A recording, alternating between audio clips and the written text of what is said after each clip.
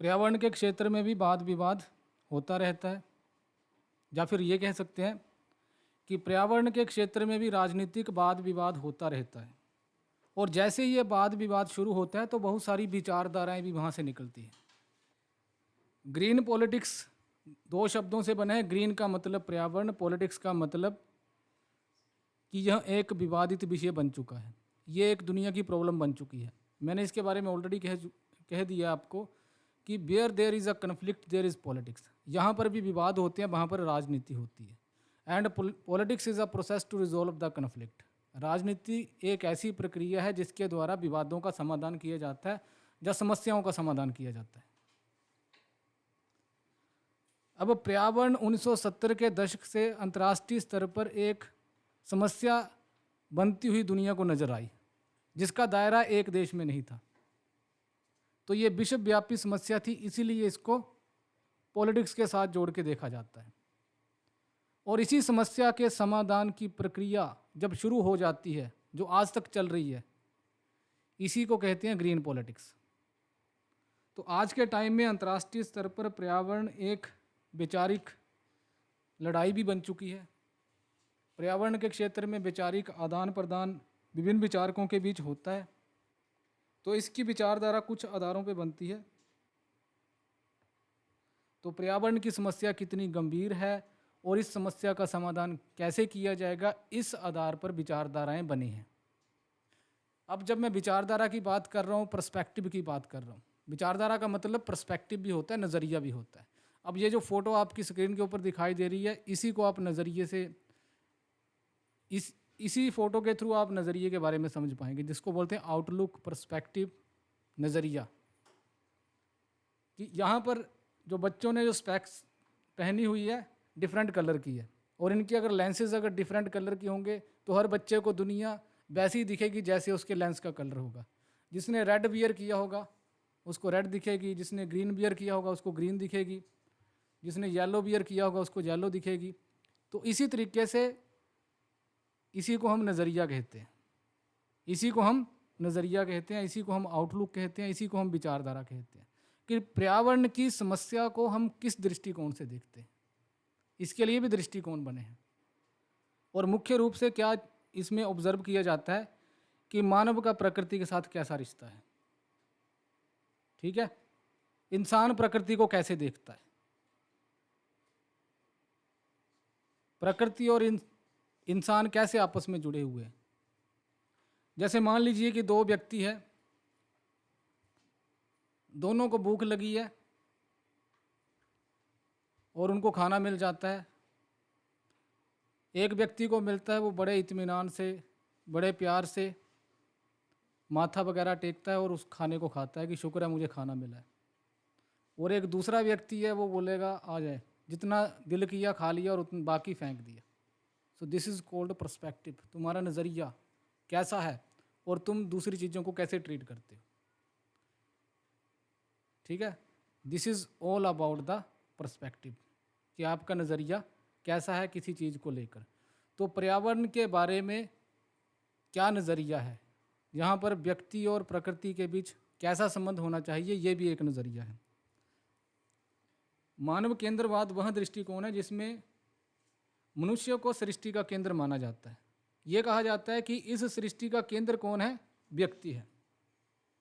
इसके अनुसार प्रकृति और अन्य जीवों का अस्तित्व केवल मनुष्यों के लाभ के लिए है।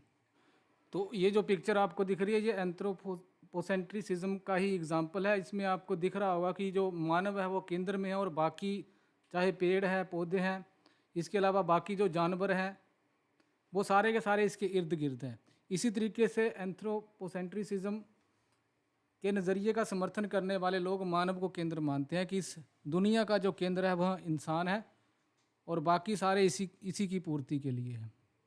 मानव केंद्र वह दृष्टिकोण है जिसमें मनुष्य को सृष्टि का केंद्र माना जाता है। इसके अनुसार प्रकृति और अन्य जीवों का अस्तित्व केवल मनुष्यों के लाभ के लिए है। बाकी जो जीव बने हैं वह मनुष्य के लिए बने हैं।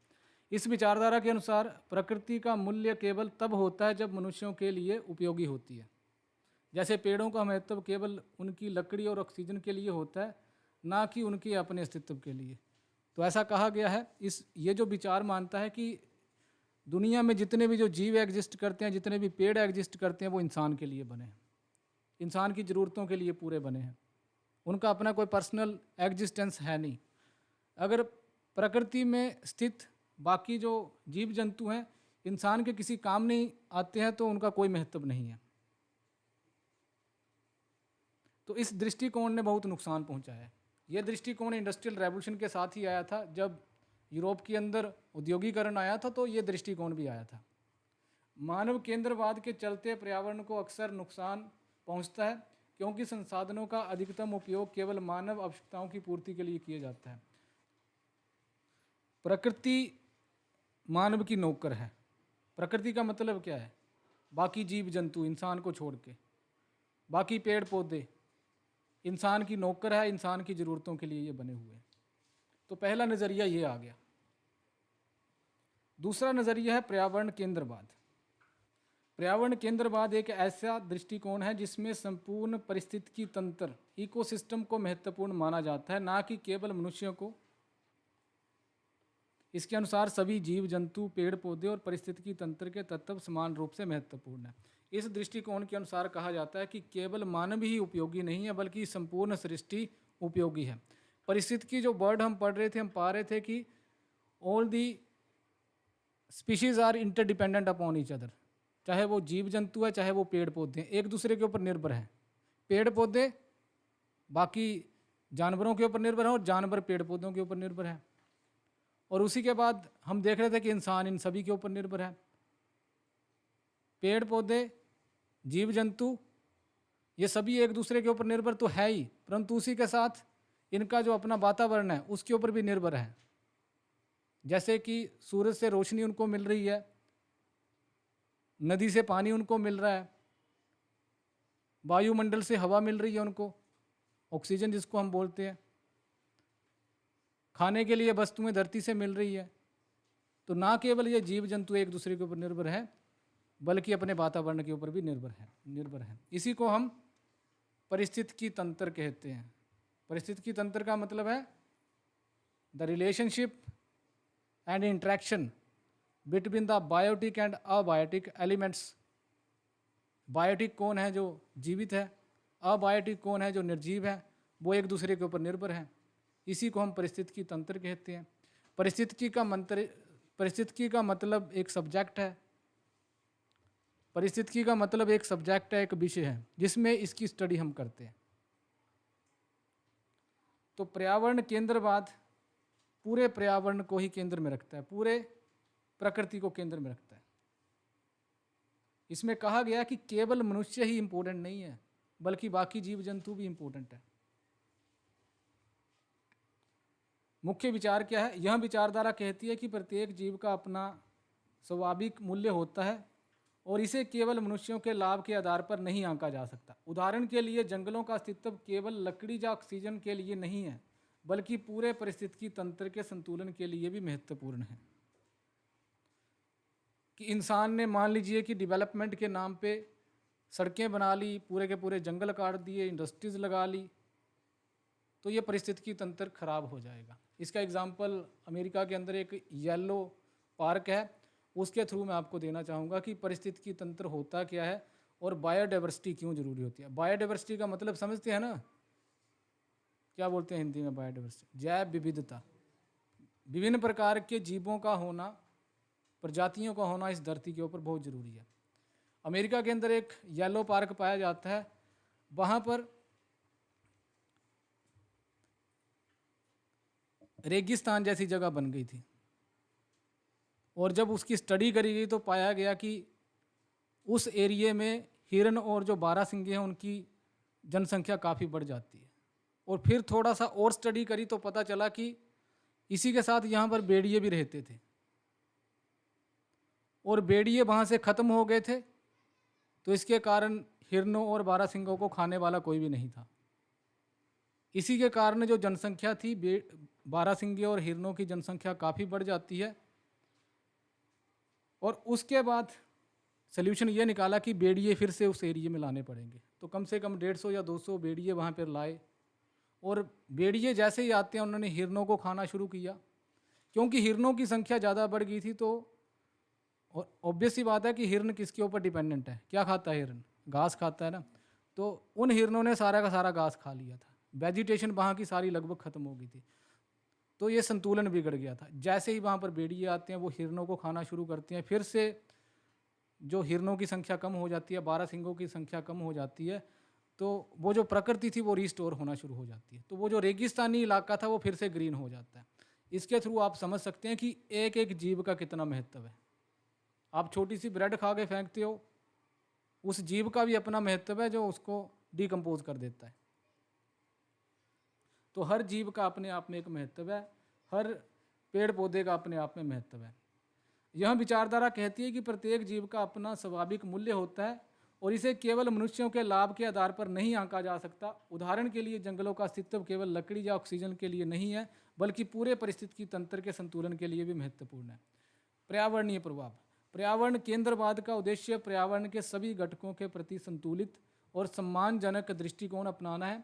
यह दृष्टिकोण स्थिरता, पर्यावरण संरक्षण पर जोर देता है ताकि सभी जीव जंतुओं और पारिस्थितिकी तंत्र को संरक्षित किया जा सके। तो प्रॉब्लम कहाँ पे आ रही है? प्रॉब्लम यहीं पे आ रही है, दृष्टिकोण में प्रॉब्लम आ रही है।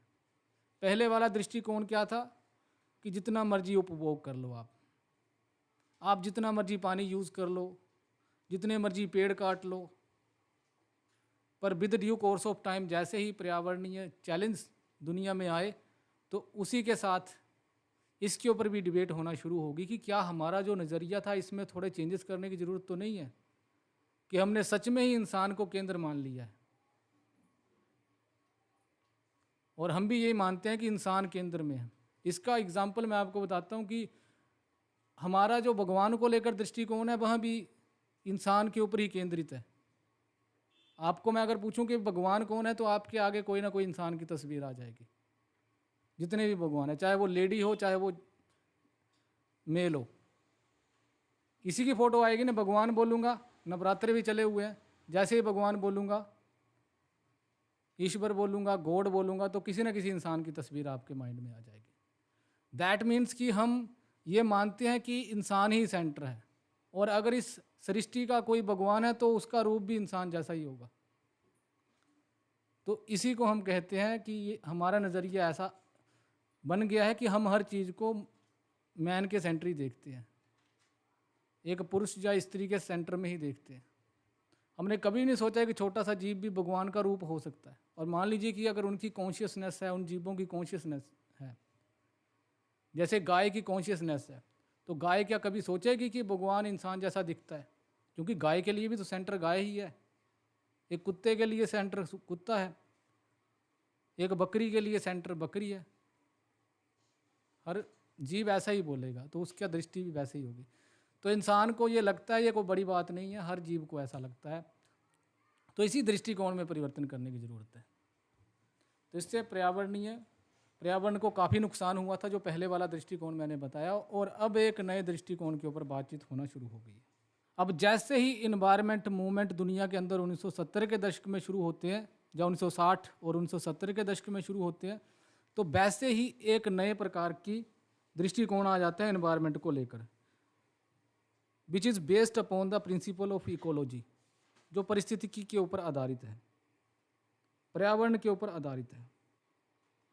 परंतु ये प्रिंसिपल ऑफ इकोलॉजी या फिर पर्यावरण केंद्रवाद, इकोसेंट्रिसिज्म जिसको हम बोलते हैं, इसके भी आगे दो हिस्से हैं, और ये दो हिस्से हैं reformist ecology and radical ecology, सुधारवादी पारिस्थितिकी और परिवर्तनवादी पारिस्थितिकी। आगे भी दो दृष्टिकोण आ जाते हैं। अब मैं सिंपल सी भाषा में आपको आगे समझा देता हूँ कि आगे के दृष्टिकोण क्या कहते हैं। जो रिफॉर्मिस्ट इकोलॉजी है वो सस्टेनेबल डेवलपमेंट की बात करती है। वो कहती है कि डेवलपमेंट तो करनी ही है। अभी तक ये रिफॉर्मिस्ट इकोलॉजी है, ये मानव को अभी तक कहीं ना कहीं केंद्र में रखती है। और दूसरी तरफ जो रेडिकल इकोलॉजी है वो कहती है कि पूरी व्यवस्था में परिवर्तन करना पड़ेगा, परिवर्तन कंप्लीट करना पड़ेगा, पूरी व्यवस्था में करना पड़ेगा, और ना केवल पर्यावरणीय व्यवस्था में परिवर्तन करना है बल्कि सामाजिक व्यवस्था में भी परिवर्तन करना पड़ेगा, ऐसा मानते हैं।